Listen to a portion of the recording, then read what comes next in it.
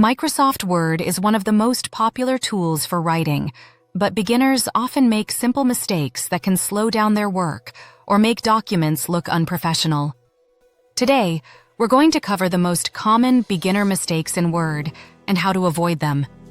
Stick around until the end, and if this helps you, don't forget to like this video and subscribe for more practical Word tips.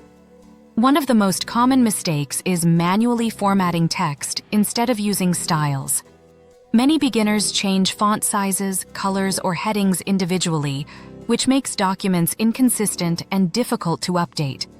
Using styles keeps everything uniform and allows you to make changes globally with just a few clicks. Another frequent error is overusing the Enter key to create spacing or move text. Pressing Enter repeatedly can cause misaligned paragraphs and messy layouts. Instead, adjust line spacing, paragraph spacing, and use page or section breaks under the Layout tab to structure your document properly.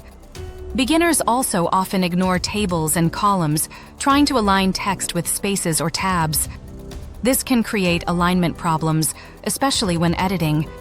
Using tables or column layouts ensures your text stays neat and organized, whether it's for lists, charts, or multi-column documents. A fourth mistake is neglecting Word's built-in proofreading tools.